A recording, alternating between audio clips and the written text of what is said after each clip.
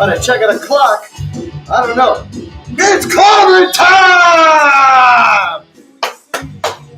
Woo! What's going on, everybody? Michael here. Welcome back to the live episode of Technoid in the house. What is good, everybody? What is going on? Woo! We are pumped up tonight. We got Cult of Personality playing. We got CM Punk vibes in the house. I don't care what you AEW Namark say. I love CM Punk. And I'm hyped tonight. I am so hyped to be back alive with all you beautiful people on replay, with all you beautiful people watching for the tens of hundreds to watch later on. We are live. Alrighty, so now we've got cringy intro out of the way. Let's get down to business. Guys, tonight's episode is going into the cellular realm. We are going back to the Pink Thongs era. We are going back to Red Panty Nights. We are going back to Death Star. We are going back to Eugene Yackel vibes. But most importantly, we are going down. We are going back to where it all began. And that is the Sneed Mobile Tech community. Because with us tonight, making his return in a month, ladies and gentlemen, the prominent co-host of tonight's show, we have, of course, the SMT himself, Sneed Mobile Tech. What is going on, you cellular goat? Cellular goat. That is why he's the MVP. That's why he's the goat. The goat. Best intros, man. Best intros, man. I saw that on TikTok. I had to recreate it for you. All right. Before I blow my voice out, before we go any crazier, let's do the roll call real quickly. So first things first, follow me on Twitter at Technoid12 if you are new here, so you stay up to date on when I post, when I give updates on the show, and sometimes some exclusives on Twitter. Number 2, we got to thank our partners for tonight. First being, we'll get them out of the way, which I am not sure exactly which way you like it, but if you like energy drinks, then I got a nice energy drink for you. It's called Rogue Energy. It is the healthy, most natural, non-artificial drink you can buy, and I see somebody over there drinking it in his proficiently Rogue Energy Elite Cup. Yes, ladies and gentlemen, the SMT approves of Rogue Energy, and I approve of it too. Head on over to rogueenergy.com. They have some Black Fridays and Cyber Monday deals going on right now, and you can support the channel by using the promo code Technoid to save yourself 10% off. They just launched the brand new wave of cans. They've got natural caffeine and all that, yada, yada, yada. You know the drill from here. So check it out. On over to rogueenergy.com, use code Technoid to save your 10% off. But that is not all, because also we want to thank our second partner of the show, Slate Milk. As you know, Slate Milk has also been very, very kind. They're very, very fortunate to continue this journey with me as they recently just started. So with that being said, want to give a big shout out to Slate Milk. They are also a proud partner of the Technoid show, and you can also use the promo code Technoid to get yourself the healthiest milk on the planet. They got dark, classic, mocha, etc., vanilla. It's all lactose-free, high in protein for the muscle heads, just like myself, and mostly carb low on that as well. So now that we've done the roll call, special thank you to the partners of the Tonight Show. So 6 minutes in, let's begin. So Sneed, first off, I gotta talk to you, man. I gotta go down the list. So, on my last live episode, I left the door open for an open discussion about T-Mobile, at&t, and Verizon. Now, when I last went live, I said that at the time, T-Mobile was starting to head down a trajectory where we were seeing a huge positive in not only a surplus in consumers, we were seeing a surplus in marketing, but practical marketing that is actually paying off very well. But also I left the door open with this quote. I said that if T-Mobile's going up, eventually there's somebody that has to come down. And it looks like from the perspective eyes, from when I watch, it looks like, from a perspective, we're seeing Verizon shrinking a little bit. We've heard of the news with Hans and the team. We've heard of the reports about how they're losing customers and those customers migrating over to T-Mobile. We have heard so many things. And tonight, I want to talk to you about it because If there's anybody that's been very critical of T-Mobile, look no further. I have been since. If you want to go all the way back to 2019, 2020, my family, were all loyal T-Mobile customers. We switched over to Verizon, and then a year later, we were back. And as you've seen, I've said that things have not been the same. It's been a completely different experience. We're getting better service, better reception, better quality, I would say. But a lot has also happened because we've seen Verizon start to dip a little. We're seeing consumers starting to turn on them. We're going to get into all of this tonight. I just wanted to kind of lay out the foundation. So, Sneed, I want to start with you. I want to ask you this question. Where did this all start? How do you think this takeover? I wouldn't say like a takeover, like they're gonna run the place takeover, but where did this 360 come from? How did this all start? And how did we get to this point where T-Mobile is starting to perform at the level we thought they were capable of when they merged with Sprint, but we just didn't see it? Where did this all start? How did it happen? I think the opportunity for T-Mobile comes from basically consuming Sprint, right? You get this huge injection of customers. You get a massive injection of assets in like radio waves and frequencies that allowed them to build a really capacitive 5G network. For T-Mobile, their problem has always been a deficient network, right? It was always lesser than Verizon's. It was always lesser than AT&T's. But their marketing has always been aggressive. T-Mobile has always had very good advertising. They've always seemed exciting. They give customer value. And they've always been straight up. Like it was tax and fees included, and it was uncarrier announcements, and it was Netflix on us. They've always been exciting. They always gave the customer more than the others. So that wasn't the problem. The problem has always been reliability, dependability, the actual functionality of a person's connection. Once they stabilize that, they put themselves in the catbird seat to take share. Right now, more people are going to say, well, my plan on Verizon is $300 with all my family lines. I can switch to T-Mobile for $179 or $190. And the network now seems to be pretty good. They try it. T-Mobile has this thing now, this test drive, where you can download an eSIM and try their network for 3 months. 3 months. Jesus. 3 months. So basically they're saying to you, we will let you use our network for free as a trial. Try us out. No cost, no risk. Just try it. And what people are discovering is if it's 90 to 95% the same of whatever they're paying more money for, they're likely to switch. So T-Mobile is aggressive in advertising. They're aggressive in promotions. They're aggressive in pretty much all the things that consumers want to see change at like Verizon and AT&T. They have all that in spades. They just had to get the network right. And after the Sprint integration, it feels like things have stabilized, right? And I think that was the final thing that had to happen was the network. You're 100% right. I can't argue with that. The network performance from 2020 to now has been drastically overhauled. I remember we did live streams where I would be pulling in only 1 megabit of download and barely even half of a megabyte in upload. It was terrible. And also real quickly, shout out to everybody joining right now. Thank you for coming in. It was insane, how bad it was. And here in New York, Verizon is the gold standard. AT&T is right behind, but when it comes to overall coverage, when it comes to reliability, speeds, Verizon is New York's carrier. That's the best way because I use AT&T thanks to a certain Los Mobile who I shall not name names for doing prank calls on me in the middle of the night and also thinking my poor friends thought I got hacked. Oh. We'll talk later. We'll talk later. But in all serious, but yes, AT&T is right behind. They're also getting better.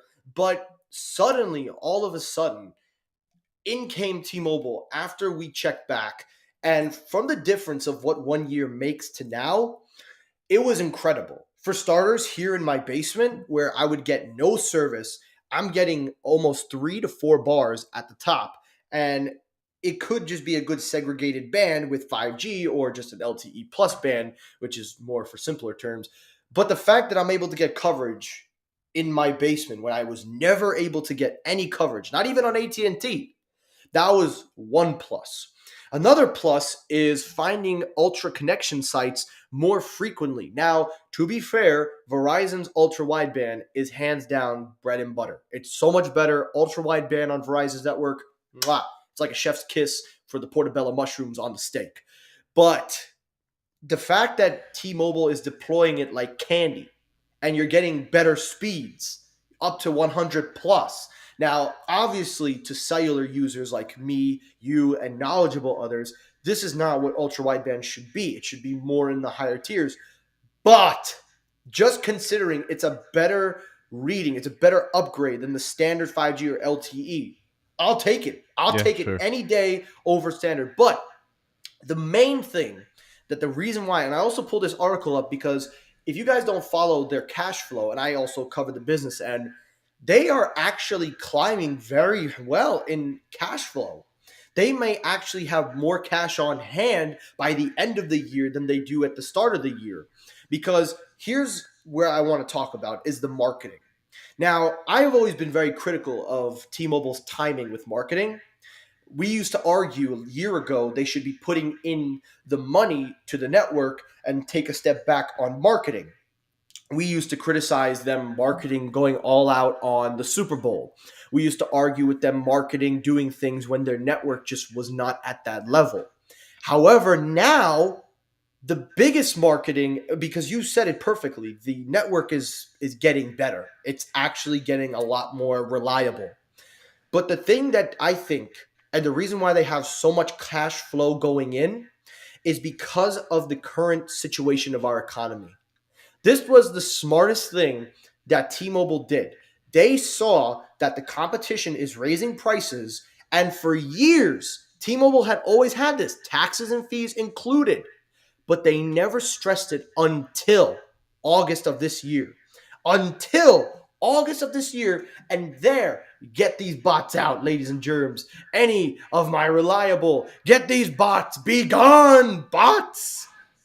I swear, man, even the bots have the worst timing. Where is that Nightbot when you need it? You know that Nightbot? You know the thing I'm talking about? I do, man. That's through But like Streamlabs or whatever. anyway, in all seriousness, in all genuine jokes aside, going back to the topic in hand, and I want your follow up on this. I think by them going all in on this marketing with price lock, guaranteeing on a Magenta Max or Magenta plan that your prices will be locked in, they won't increase the rate, taxes and fees will still be included, and then of course also expanding that to the senior citizens plan, which not many people talk about. I want to follow up on this with you, and I want to ask you this question. Could the timing have been any perfect for a marketing campaign?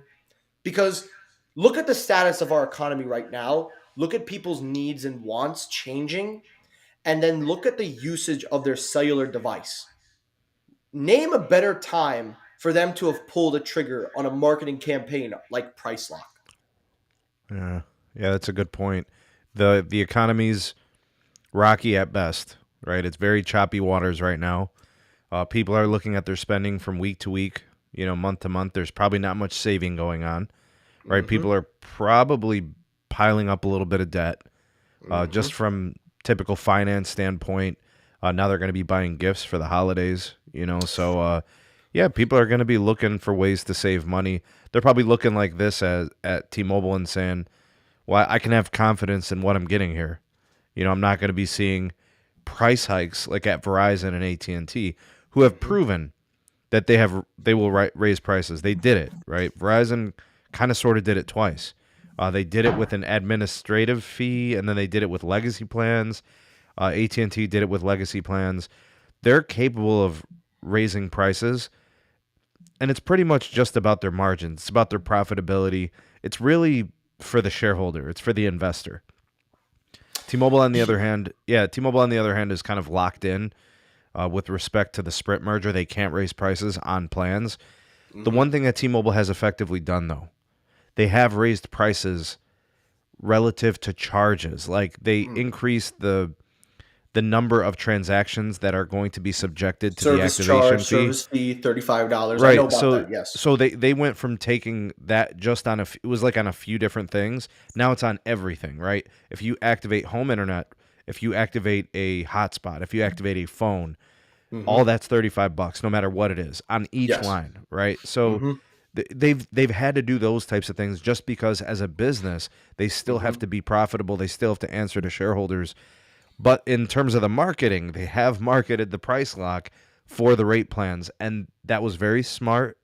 And they used the merger promises to their advantage. And I guess we'll find out, Mike, in the summer when it's the 3-year anniversary and they don't have to lock prices anymore. We'll Hmm. see if they do honor, keeping prices the same, because that will be the true tell. And I think they will, at least for a while. They're going to want to keep that momentum going because things are looking good right now. I absolutely agree. And I think we will have to watch them closely because you bring up a very interesting point that not many people, even myself, remembered. 3 years ago, they did make all these promises. Now, 3 years later, once that agreement is done, they don't have to follow it anymore. They can Yeah, do what we'll they see. want. But Yeah. we'll see because one thing, and this is where I will give credit to Sweaty Armpits, Eugene Yackel, Mr. Sievert himself, who looks like he came straight out of South Park. Yeah. I will give him credit. I will give this man credit for all that he's done, for all the cringe that he's done, and all of the weird stuff, all of the things he's done as CEO. I will say, I will say this. He did a decent job of steering the ship in autopilot. And I say that because John Ledger, we don't talk about him as much anymore. Also, shout out to Jose. Just want to announce you've been promoted to mod squad. So you are a mod for the Technoid show, Jose. Use your privileges wisely.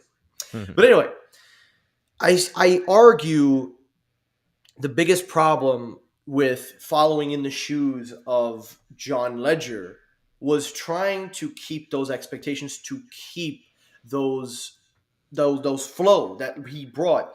Now, we were very critical of Mike Sievert, and I'm not apologizing anything for anything I've said in the past. I stand by it. But to see this direction, to see positivity, to see growth, to actually see them delivering in some of their areas where they needed to deliver, I will give that man that credit.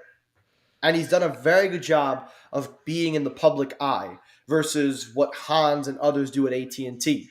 And we all know about AT&T. We can't really get into that detail because YouTube monetized, but we all know a simple thing, I'm sorry. But anyway, in all seriousness, I'll give him credit in that. And now going back to this real quickly with the cash flow, it is projected that T-Mobile will end this year with more cash flow, as I said before, and it will be an excess amount. So they'll have extra cash on hand, and they So what can do do they what do they with the want. money, Mike? That was going to be my question to you. If you're Do they T-Mobile, reinvest? Is it like return of invested capital, or are we going to see this go to shareholders? well, that's my question to you. If you are the captain, if you are the guy that has to do it, if you have to be the one to answer the shareholders, if you have to be the one to answer the company, if you're the one that has to make the decision, you got to take all this money. What are you gonna do with it? What would you do? Um, Man, that's tough. The investors at T-Mobile are waiting for this moment. They've been literally told that once this merger with Sprint finalizes, things stabilize, and we start to get these synergies, right? That's the magical word for, redundancies. Once all that stuff is eliminated, they were guiding for a lot of free cash flow. Mm-hmm. Investors are standing there with their hand out. The moment there's free cash flow, they're going to say, "Where is my piece?" So that may be too much for Eugene to handle, and he might just have to cave. You Mm-hmm. know, I think he's going to try to do both things. I think he's going to try to reinvest into the company with the things that they need to ensure future success. And I think also he's going to try to appease the shareholders too. I think he's going to try to do both. He seems to be batting a pretty good percentage. I actually think he's done a good job. If you look at the last 3 years, 3 years, I mean, there have been a couple of things where a lot of people are probably like, man, he dropped the ball on this. But at the end of the day, like out of the 10 things he's done, he's probably done like 8 things right. So maybe he can execute this. You know, I'm with Jose. I think they're going to start paying dividends, but I also think that they're going to re-put the money into the company. And like you said, they will definitely try to set up, years to go. And it does ask the question because after all this is said and done, now that Mike Sievert has established himself as on the path of being a successful CEO with driving the course, where does his place lie now? Meaning, will he continue to steer this ship and excel the growth, or is he going to pass the torch on to another team or something? Because, everybody says that John Ledger did a lot of the heavy lifting. I would argue Mike Seaver got thrown in at the really hottest of the iron because Ledger got the deal made. Sievert got put in to handle the execution. And the last 3 years was all Mike Sievert trying to stabilize the network, focus your customer growth, run your shareholders, ensure long-term growth, but also I would also argue being able not to compromise and cave, especially following in the footsteps of a guy like John Ledger. So I would argue if in the next 2-3 years, once everything stabilizes, if he were to step down, if T-Mobile's like up here and he says, you know what, I think I've done my time, I've helped the company out, and I'm step down, I would say, you know what, job well done. You did what you had to do. If this all goes well, because this is just hypothetical, because again, sure. there are Yeah. moments where T-Mobile has had some bad stuff, but I'm just speaking hypothetical here. We'll get into it later on in time, but that's where I want to start with T-Mobile. But now, if we take a look at the other side of the coin, in comes Verizon, who is actually, this is actually a rare one where most market experts are able to predict their quarter's earnings. Was reading this article today in preparation, and according to several analysts, they are unsure. They're not sure where their projections are going to be in Q4. Now, Sneed, I don't know if you've covered this on your show. I'm a little behind. I've been watching your Mobile X videos. Shout out to that Mobile X, by the way. Mhm. But according to the article, it does reference what happened in Q3. We've seen them lose over 180,000 customers while being able to add postpaid phone nets with 1,000. So it kind of balanced themselves Yeah, because out. However, the business side did really well. the business side, and they Yeah. did show some good cash flow. But the question now was, how can they turn it around for an all important fourth quarter, which is the question proposed? And it seems analysts are unsure. A major reason is that there's less appeal to switch with Verizon versus being able to switch with T-Mobile, as we talked about with marketing, but also just the consumer perspective, being able to figure out where each loyalty lies, where the company goes from here. But also, if we look at the background, behind the scenes, we're hearing reports with Hans Vesberg doing this, doing that. We're starting to hear things of a shakeup in the room. We're hearing a lot of reports, and it's affecting what's going on. So here's my question to you. What are your thoughts right now on Verizon? We're not saying they're collapsing because they're never going to collapse. They're going to be great. They're going to have the most money. They're going to do a lot. They've proven it time and time again. But right now, things aren't looking too well. And usually it's like this every year. Usually. But this is actually the first time, at least that I can remember, where it's actually going down more and more. So I need to ask you, as you're the expert, where do you see them gaining in the fourth quarter, or what do you see them picking up? I I see them doing well in the 5G home internet. I see them thriving in fixed wireless access because there is a group of consumers out there who hate big cable. They hate Comcast, they hate Charter, which you guys know Charter, that's Spectrum, and Comcast is Xfinity. Those are the two biggest cable operators in the country. People hate those companies because they hate explosive pricing. Verizon comes in, they say, hey, look, if you have our wireless service, you can get 5G home internet for 25, $35 a month. And then we'll lock you in for 10 years on that too, right? They're doing price lock on it. So that is a good service that people want and people seem to like. The problem with Verizon for Q4, they have already guided. This was like 3 months ago. I want to say probably going back to like September. Verizon guided that they were going to have losses in Q3, which we already know it happened, and they also guided for losses in Q4. So we know they're going to have losses in Q4. But Hans indicated that Q1 was going to be a turnaround starting next year. My question to Hans is, what are you going to do different Q1 that you're not doing today or yesterday? Like, what is going to save you? What is going to turn things around? You're saying it's going to turn around. What is that magical button you're going to push? Because if you continue to do the same things that you've been doing, then you have to predict more losses in Q1, right? So the real problem here, Mike, is the sales culture at Verizon is in the pits. Customers don't go to Verizon when they're shopping because they know they're going to be too expensive. They're trying to leave Verizon to go to a company that will give them better prices and more value. Those are things that the customer truly believes. Verizon can't give me value. They're expensive and I'm not getting a lot for what I'm paying. And they're also saying that AT&T has a comparable network and T-Mobile has a comparable network. Since they're just about as good or as good as Verizon, then what the hell am I paying all this extra money for, right? So Mm-hmm. and Verizon is not doing anything compelling to Mm-hmm. say to the customer, come to us, buy from us, you're going to get a great deal on a device or devices, you're going to get Mm-hmm. great line deals, great promotions. That's at T-Mobile. Those great deals and promos are at AT&T.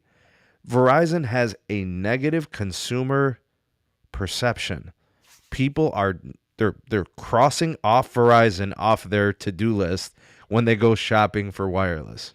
That's the way it is right now. And I will tell you that the good people that work at Verizon, the salespeople, have already indicated to me, people I know personally, Mm-hmm. good friends, I'm gonna follow up on that too. they Go ahead. they are having a hard time from their supervisors, advisors, managers.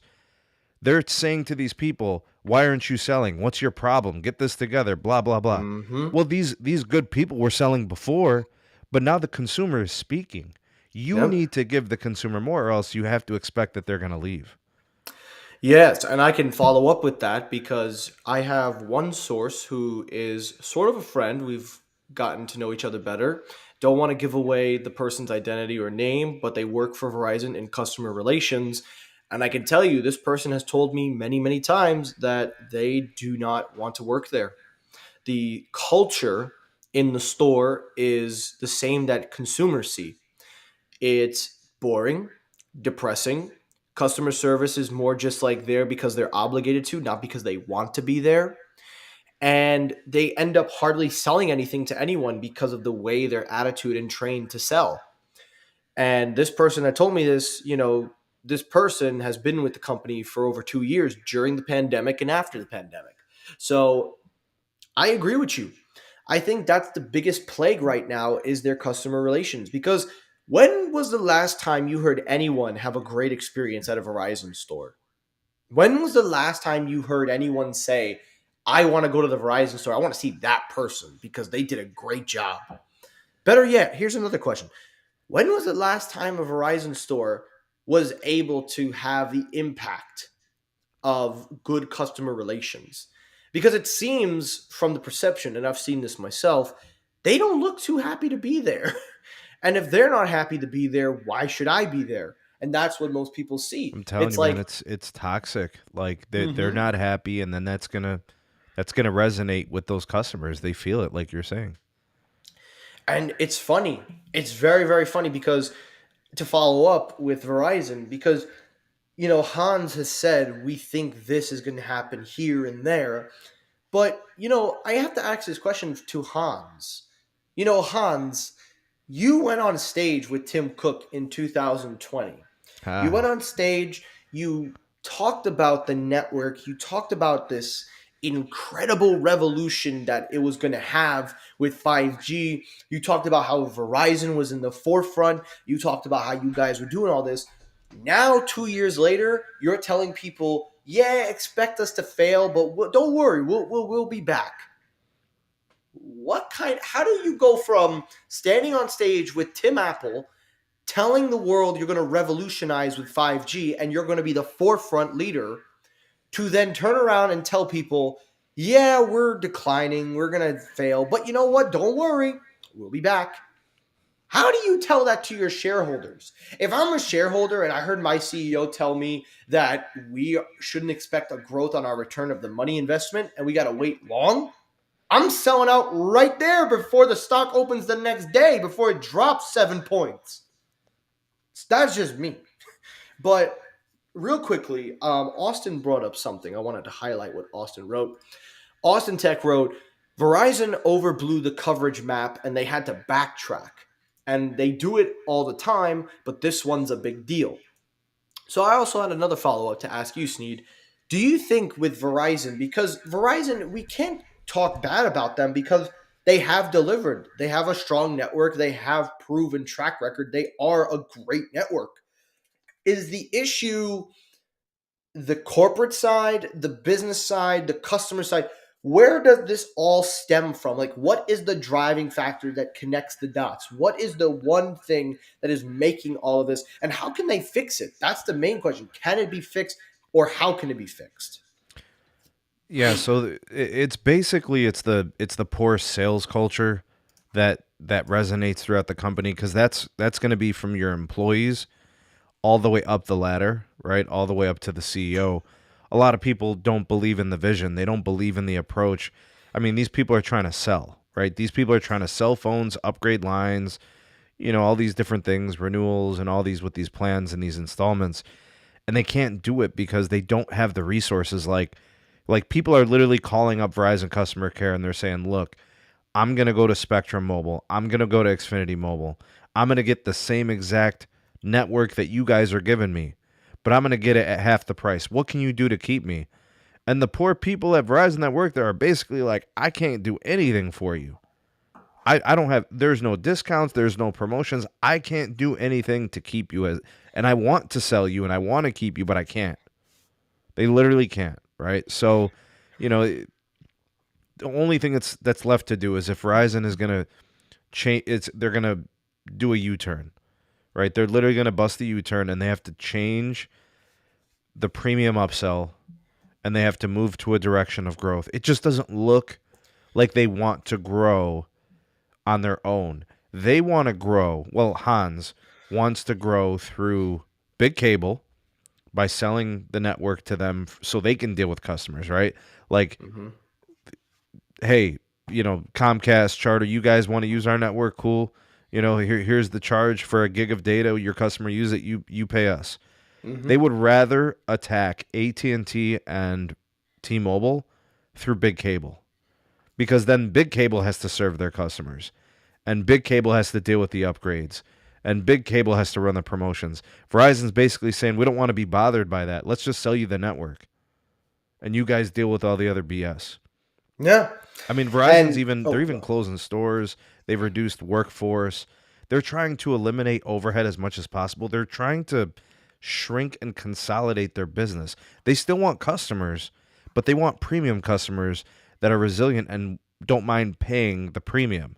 Like it's a slippery slope because they just bought a bunch of prepaid. I don't know if you've kept up with it, but they bought TracFone, which is like 20 million prepaid subscribers.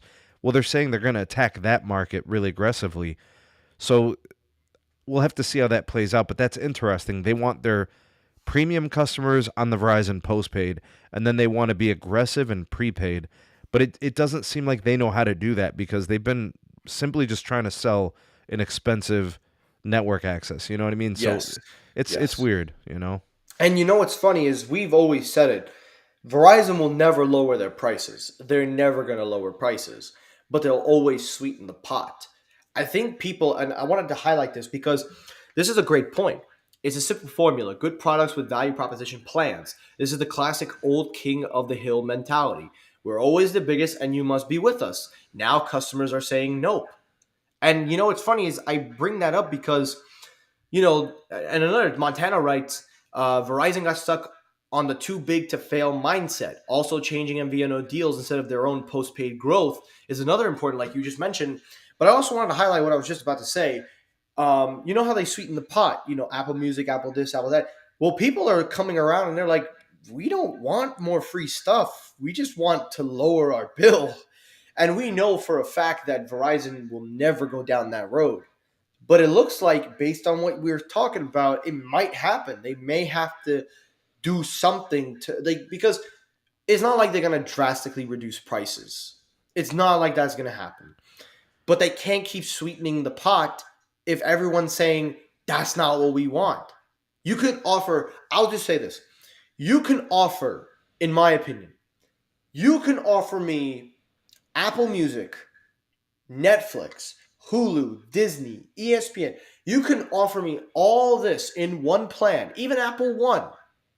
But if my bill is over $200+ for two people, I don't want that. You could keep your free stuff.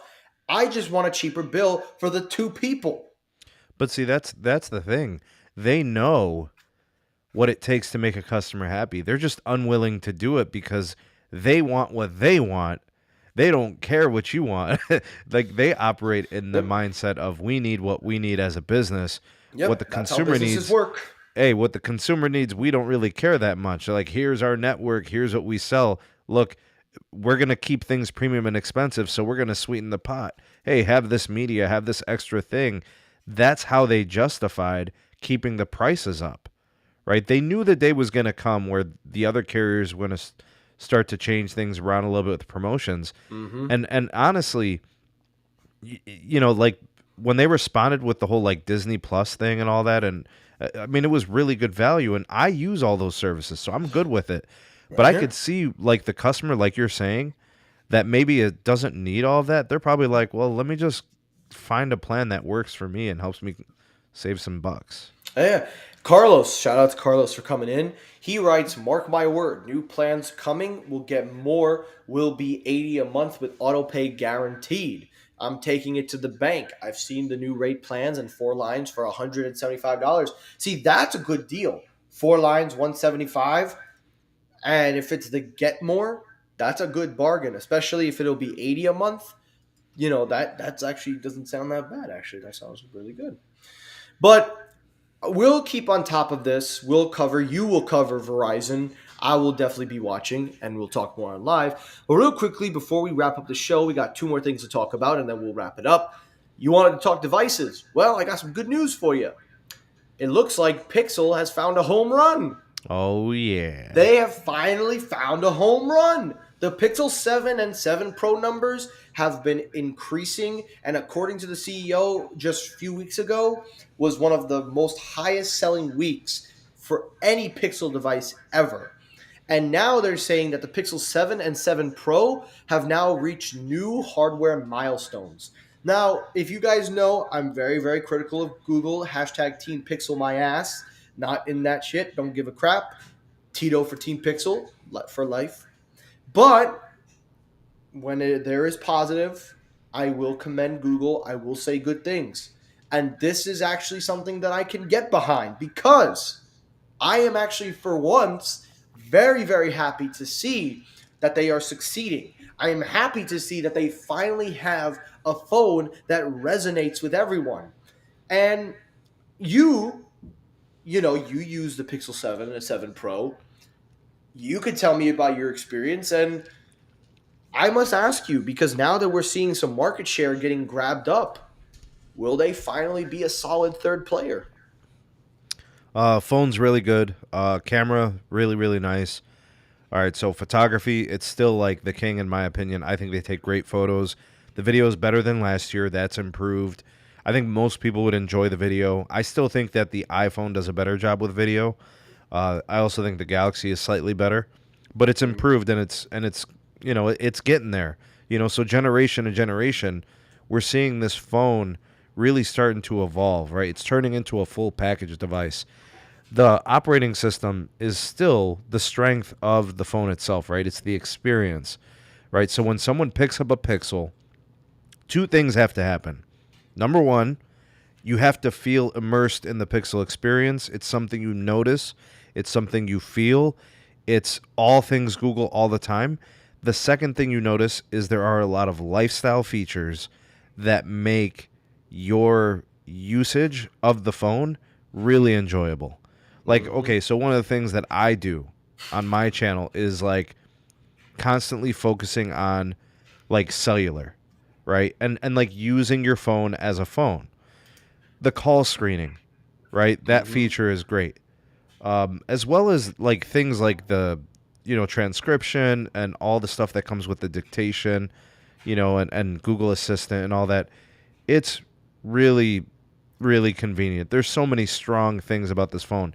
Now the hardware got better. It looks better in my opinion, right? Some people like the looks of phones, right? So it looks nice.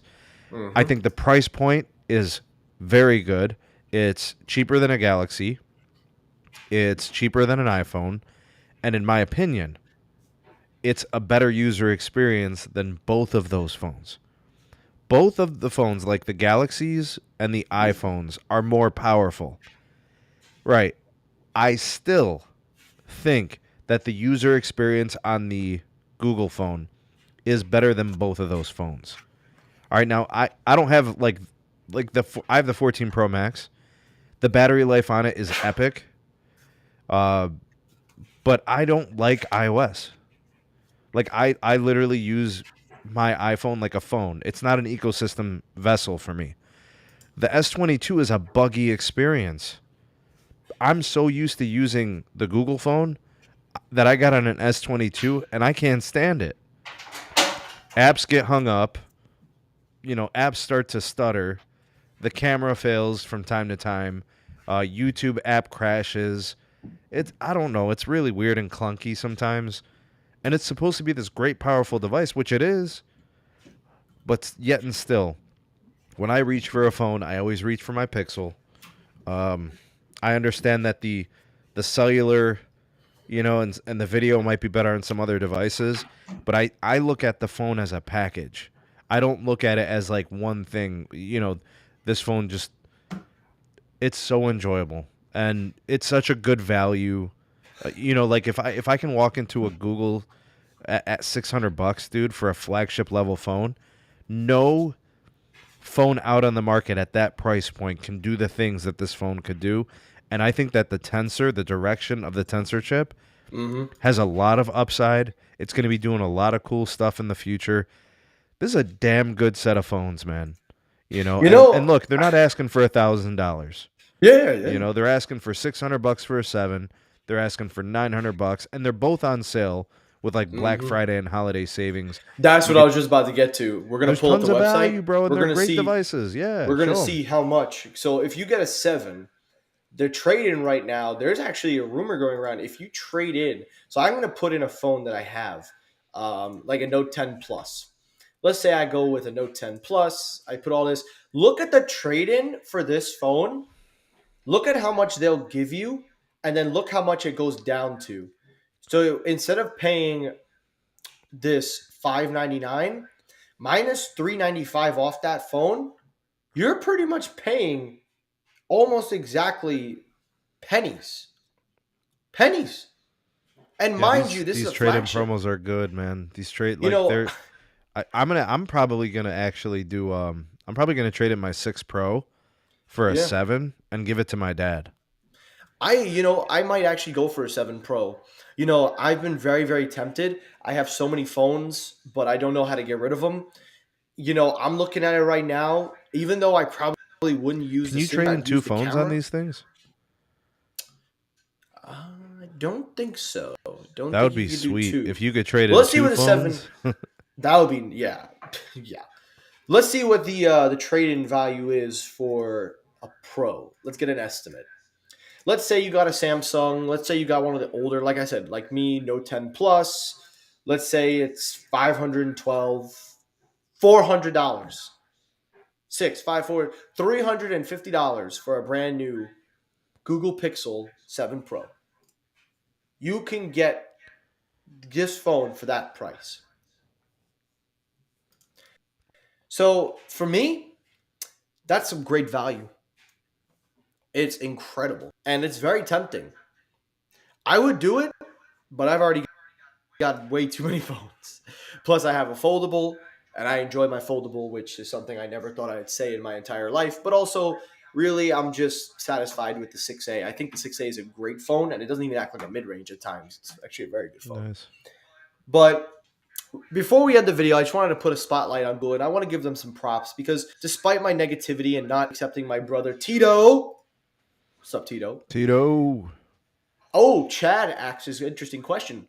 Would you trade a 12 Pro Max for the Ooh. 14 Pro Max? Okay. That I depends. did it. That I depends. did it. I did it. So I'll answer this question.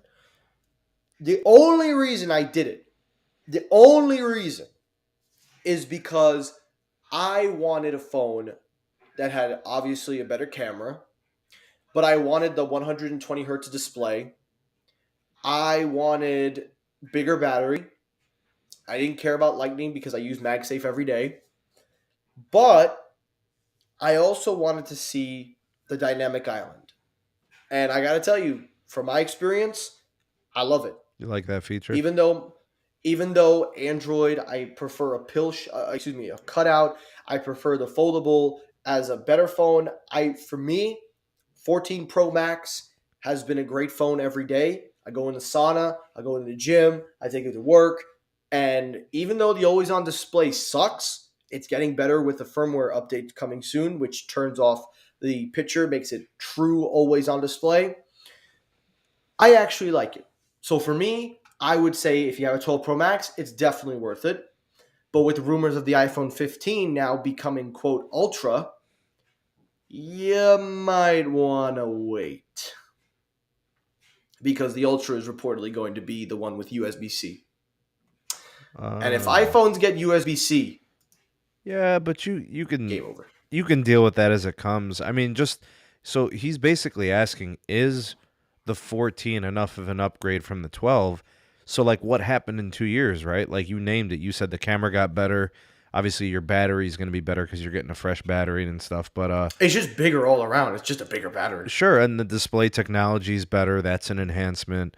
You know, I'd also say like from a cellular modem standpoint, like an actual phone device connection, Mm-hmm. you're getting a nice upgrade, but I'll tell you what, man. If you have AT&T, it's definitely worth it to upgrade it. If you have Verizon and cellular is the most important thing to you, then it's less of an upgrade because the iPhone 12 supports C-band. So it's like, but I think it's all the other stuff that you named. I think that's Mm-hmm. the stuff that most people are going to enjoy, coming out of a phone that's 2 years old. It is very fast, too. But it's Oh, very yeah. buggy. But it's very They're buggy. powerful, man. My 14 Pro Max is a beast, bro. But it's very buggy. I do think Apple needs to work on the software. So It's a little buggy. mine hasn't been that buggy. The focus on the video recording has been kind of weird. I'd say that's most noticeable.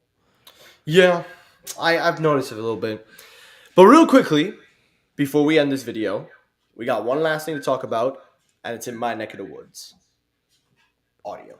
Oh yeah. So, as you know, I will not be reviewing the AirPod Pro 2s. I will not be reviewing them, and the reason I'm doing that is not because I don't want to do it. Well, to be honest, I don't want to do it. But the main reason is I don't need to review it. Everybody knows about AirPods. Everybody knows that it's Apple's headphones. They know. So they don't need me to recommend it. You can always pick up AirPods, and they're a safe bet if you're an Apple user. But if you want things that are outside of the Apple garden, that's where I'm going. But I was very disappointed with the AirPod Pro 2s. I have used them. And while they are a good upgrade of the previous AirPod Pros, they have a better sound quality system inside, they have better active noise canceling, and I will argue they have better spatial audio. I was very disappointed that they did not include lossless audio support. Well, we got a report today. Isn't that their big thing, like with the whole like Apple Music? Yep. Well, we got a report today from an engineer who addressed the lack of lossless support in the new AirPod Pros. And to summarize, the reason they didn't do it was because they want to focus on audio quality drivers rather than focusing on the streaming. But that's just simply inaccurate because we know for a fact Apple doesn't care about audio quality in AirPods. They care about the connectivity and the convenience. They care about the features. They don't care about the driver. They don't care about the amplifier. They don't even care if the thing is using a single driver or a dual driver. And for proof that you can achieve lossless audio support, for proof, I'm going to spoil my review, but I've been filming a video that's been 2 years long overdue, just finished getting the B-roll footage ready. These are the AKG Y600, a pair of studio-like headphones made for consumers by a reliable company that's been around since the 1920s, getting effed in the ass by Samsung, which I'll talk more in my review. But I will say that whoever this engineer is, you may want to take a book or a page out of Samsung's playbook with their Bluetooth codec. Because if there's one thing we've learned about audio, everything can be achieved based on the codec support, the reliability, stability, and how high it can read and how low it can drop. And we have two codecs. We have three, actually. We have three different codecs that can read lossless audio.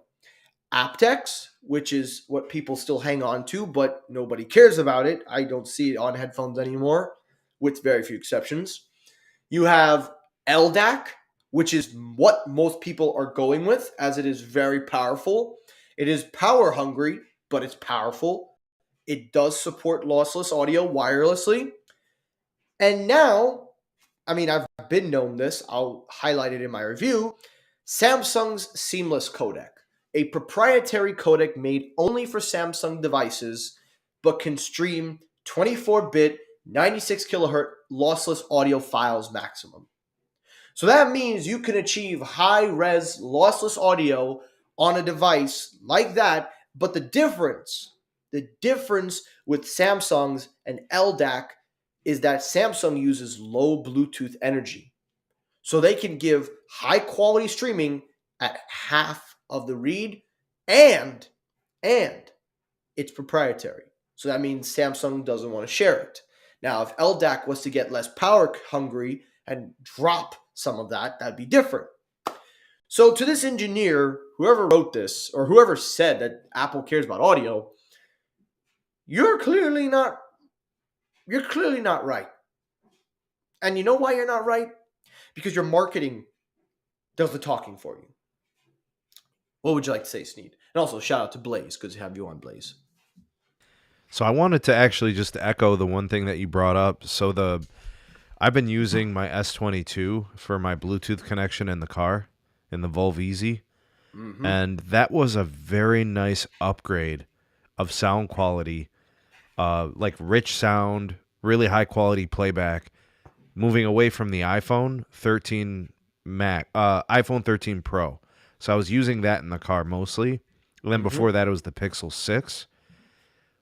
The S22 codec, like whatever that Bluetooth codec that they got going on with Samsung, that is really high quality stuff, man. So I totally agree with you. I think they've got a good thing going on there. It's actually my preferred way of playback in the car. It's immersive, like it's very rich. It sounds great. I'm looking to maybe get a pair of really nice headphones to go with my Galaxy S22.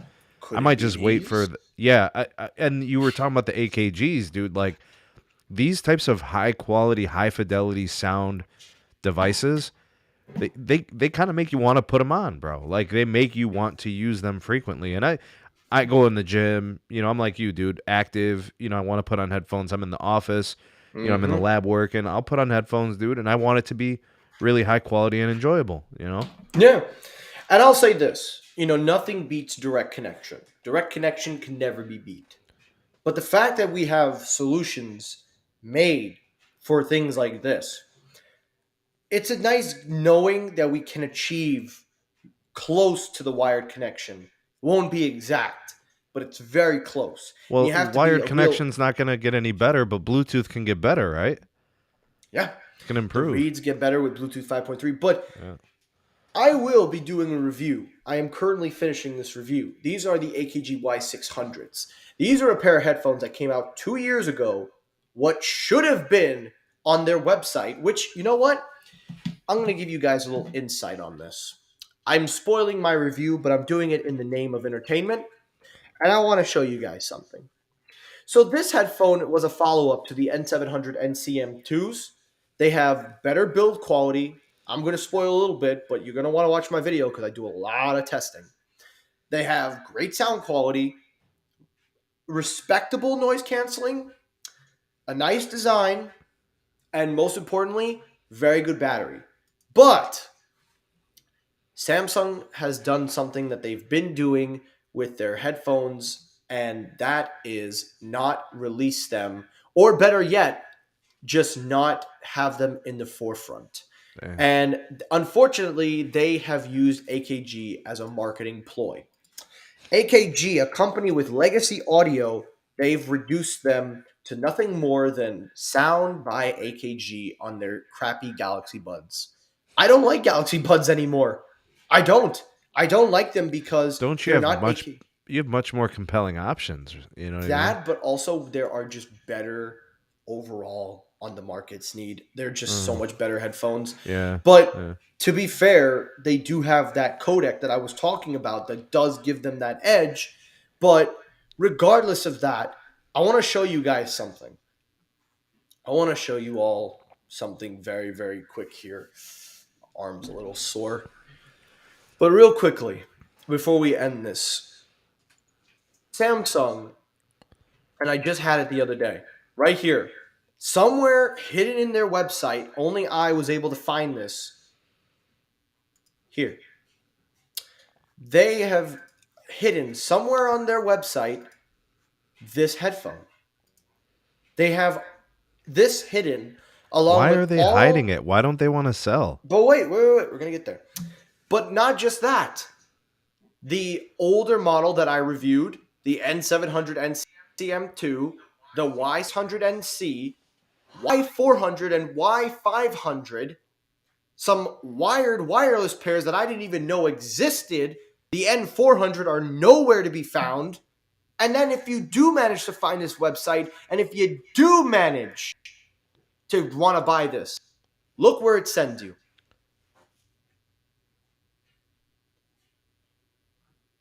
Do you notice the difference? Wait, what just happened? Why'd it go to Airbuds? Let me show you. You want to buy AKG headphones? Too bad. Galaxy Buds is the only thing they want you to buy. So that And so you and can't look, actually make a you can't buy those on a transaction?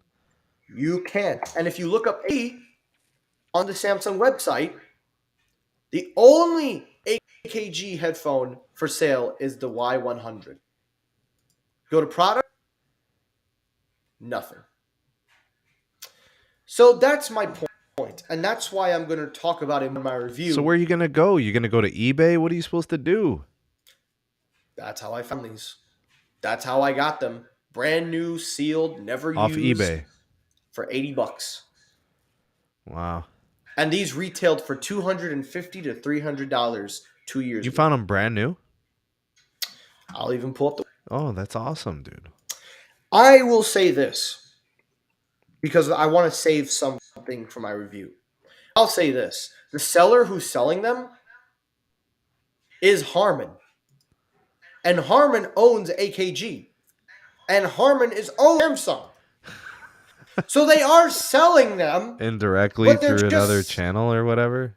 And see, look, $350 brand new for $80. Wow. 80. And then you'll find the obscure N400NC that I reviewed. Then you'll find other headphones. So I could go on, but I'm going to save all this for my headphone review. But I'll just say this right now, and then I'm going to end the video. If you're a Samsung user looking for over ears and you want that codec, because it does make a big difference, but if you just want, a headphone made for Samsung phones, there you go. Wow. But it's a shame that that's what Samsung is doing. It's almost like they didn't even want me to get these. They But were I got- basically I don't- trying to keep people from finding them, dude. Very strange, very weird. And Yeah, they're it is selling weird. them in the third world countries. They're selling them everywhere but the United States and But other they're just areas. forcing the buds. That's what they just want, buds sales. That's it. Well, it's a shame. And I'll go into more detail on my review when it When are you comes gonna out. drop that, Mike? Well, if we can get B-roll footage done by this weekend, I'm looking for a target release of next week. It'll probably either be Tuesday or Wednesday, maybe Thursday the latest. So next But week we should see it. you will see a review next week. I will be working very hard to get the B-roll footage out. But yeah, I just wanted to put that in there. Yeah. And if I spoiled my own review, I apologize, but I hope that you watch it because it will be filled with a lot of Yeah, but information. this is like a culmination of frustration from the last couple of years. Like we've talked about this before, dude. Yep. Yeah. Yep. Well, anyway, that's it for tonight's show. I hope you guys enjoyed yourselves. I know for a fact me and Sneed had a great time. Had a very, very good conversation. I That's always right. enjoy it. Anyway, everyone, thank you for watching live. If you enjoyed this live episode, hit the like button. If you dislike the video, you can hit the dislike button. It helps circulate my videos either way. As always, everyone, thank you so much for watching. I will see you all on the next episode. Have a great night, everyone. Take care. Stay safe. Follow the SMT. Follow Sneed Mobile Tech. Follow me for the next latest and greatest. Thank you for watching, and